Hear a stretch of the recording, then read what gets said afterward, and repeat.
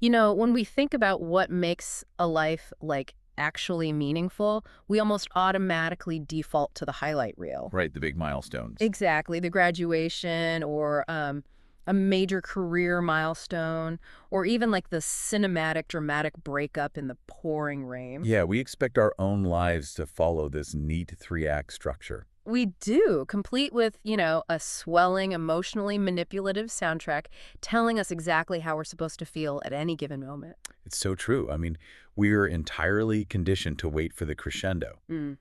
The modern narrative diet kind of trains us to gloss over the present moment. Because we're always looking ahead. Exactly, anticipating the next major plot point. So the everyday experience just becomes like a waiting room. But then you actually have to sit through a random Tuesday, Right.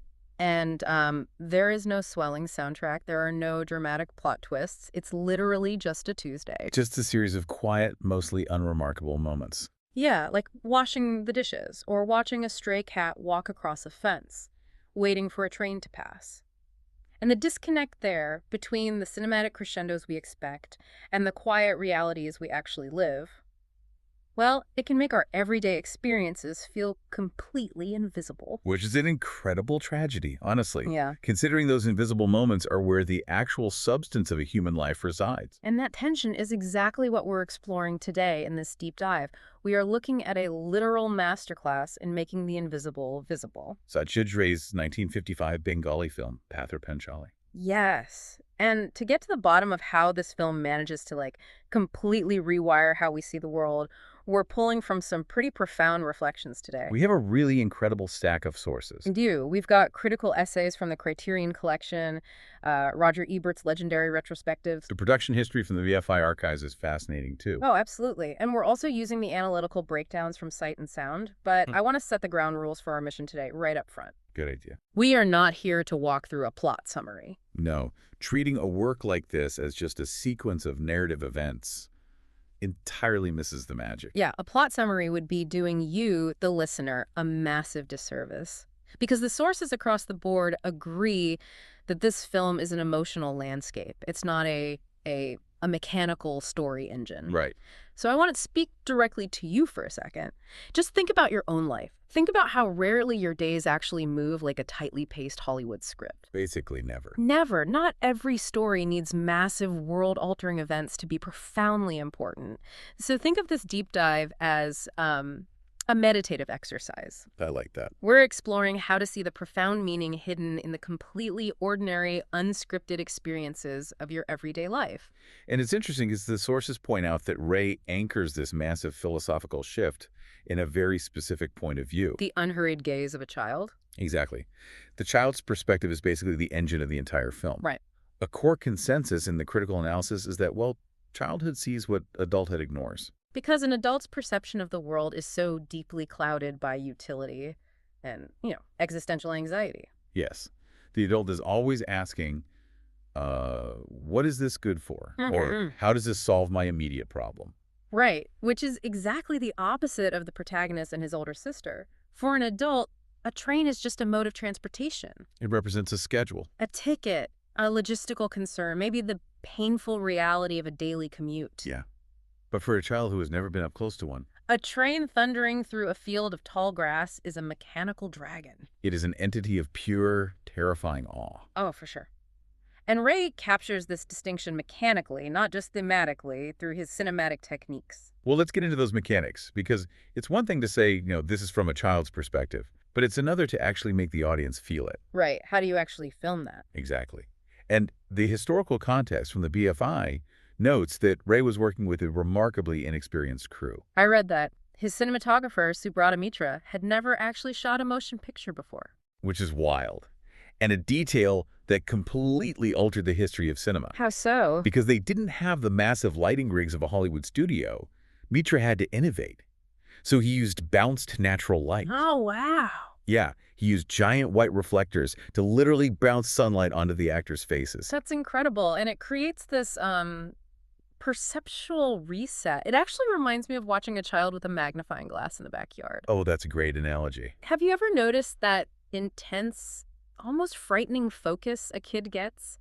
Like the adults are sitting on the patio, totally consumed by the burdens of paying the mortgage. Or worrying about the economy. Right. While the child is utterly, entirely fascinated by the way a little water strider moves across a muddy puddle. They're completely present with the micro details of the physical world. Yeah, and the camera essentially becomes that magnifying glass. It does. In the Criterion essays, critics talk extensively about Ray's use of observational pacing. He lingers, right, like on the wind, rustling through the leaves. He holds the shot on the reflections in a pond, long after the actors have actually left the frame. Which you never see in mainstream commercial cinema. No, because in commercial cinema, pacing is mathematically designed to artificially stimulate you. Right, it's designed to keep your attention from wandering by constantly introducing new information. But Ray's pacing does the absolute opposite. It demands that you slow down your own internal rhythm to match the rhythm of the natural world. Okay, but I have to ask. Yeah. For a modern audience, an audience raised on hyperkinetic editing and like TikTok dopamine hits, Right.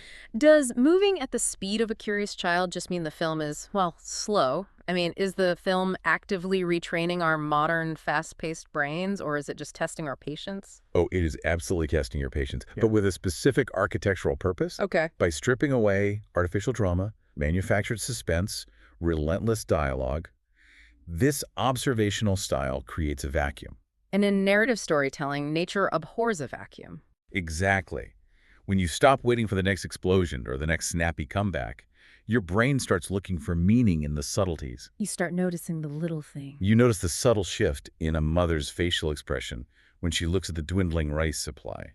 You notice the specific sound of the monsoon wind before the rain actually hits. Wow. Simplicity naturally gives way to profound emotional depth, simply because you are finally quiet enough to perceive it. And when you finally surrender to that unhurried gaze, it fundamentally changes the environment you're looking at. It really does. Because when a child looks through that magnifying glass, they don't just see the beautiful, fascinating ripples in the water. No. They inevitably see the dirt and the mud, too. And Ray's camera observes the harshness of the family's economic reality with that same unflinching, observant gaze. Which brings us to the profound historical and cultural intervention this film made. Yes, the representation of rural Bengal life in the early 20th century. It's a massive focal point in the Sight and Sound archives because we're talking about deep structural poverty here. Yeah.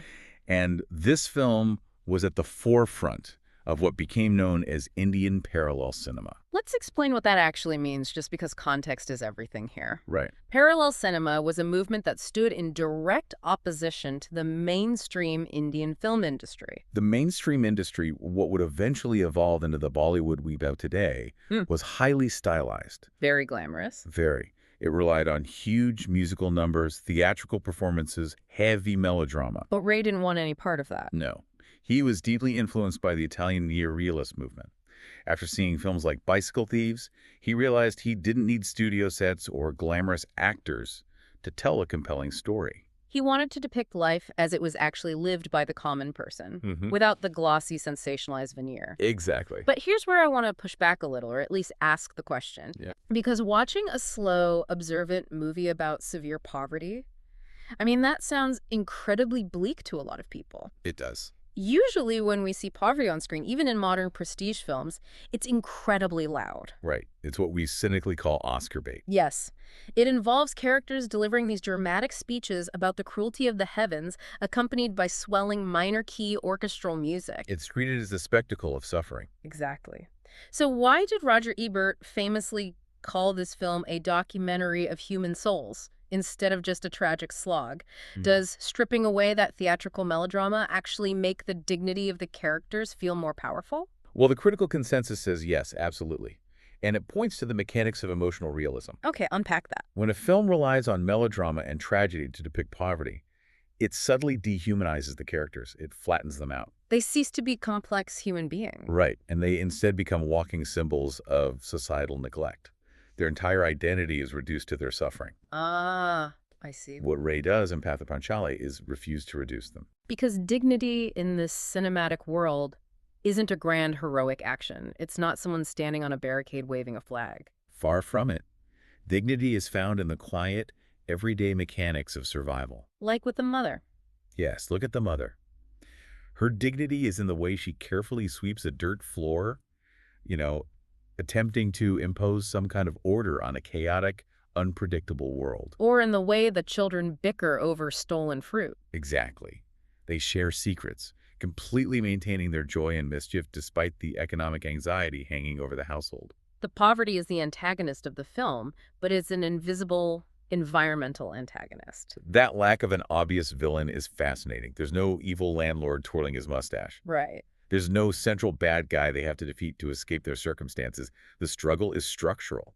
Which kind of forces the audience to reconsider how we perceive resilience. Because true emotional resonance doesn't come from watching a superhero defeat a villain in the third act. Yeah. It comes from recognizing the universal humanity in these incredibly quiet, persistent, daily struggles to just maintain one's humanity in the face of indifference. Well, because actual life is rarely dramatically structured. Right. When you're living through hardship, you don't get a beautifully lit monologue in the rain. You just have to figure out what's for dinner. Yeah, you still have to patch the hole in the roof before the monsoon comes.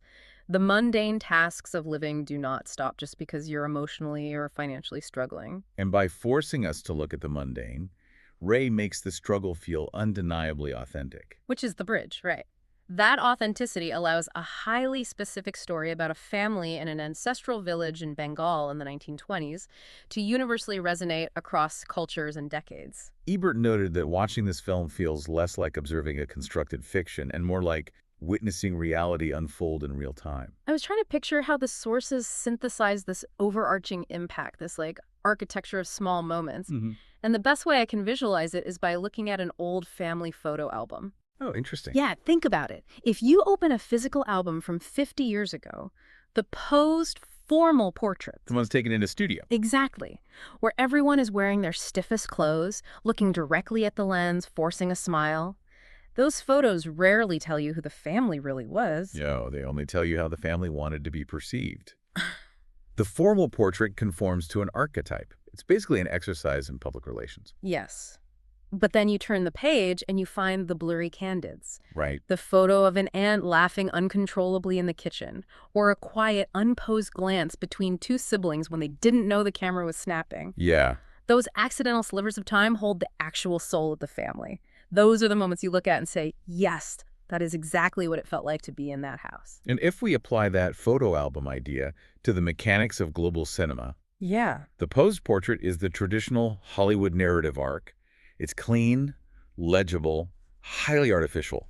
Panchali operates as the ultimate blurry candid. But how did capturing those candids completely shift the ground beneath the cinematic world? Because the Sight and Sound archives make it very clear this wasn't just a successful foreign film, it was an earthquake. It was an earthquake because it proved a radical thesis about empathy. Okay. Before Ray's debut, the global film establishment basically operated on a general assumption. The belief was that to make an international audience, say an audience in Paris or New York, care about a marginalized, impoverished family in rural India. You had to translate their experience into the universally understood language of cinematic spectacle. Exactly. You had to Yeah. make their emotions larger than life so they could be easily digested by outsiders. You had to exoticize their suffering to make it entertaining. Or romanticize it. But Ray argued that the unadorned reality of life is already profoundly compelling. And the reception proved him right. Completely. The Sight and Sound retrospectives detail how the film debuted at the Cannes Film Festival and left audiences absolutely stunned. It won the Best Human Document Award. Because it proved you do not need a massive catastrophic event to trigger a massive emotional shift in the viewer. The mechanics of how that empathy is built are just so subtle, it's built entirely in the margins. It's built through shared silence. A simple glance between a brother and sister, or the way an old woman hums a folk song while sitting in a crumbling porch. Yeah. Those things can carry the emotional weight of 1,000 pages of dialogue. If the director's taken the time, without rushing, to let you truly know those human beings. So what does this all mean for us? Like the viewers sitting in our living rooms decades later, entirely removed from the historical context of 1950s Bengal. Right. Why does it matter now? Yeah, why is it vital to understand the architecture of these small moments today? Because it demands that we reevaluate our own relationship with the ordinary. Oh, that's powerful. We live in an era defined by optimization and constant stimulation. If we are not being entertained, we feel like we're wasting time. We really do. The film, is a gentle but firm rebuke of that mindset. It tells us that meaning is not something you only find at the finish line of a major goal.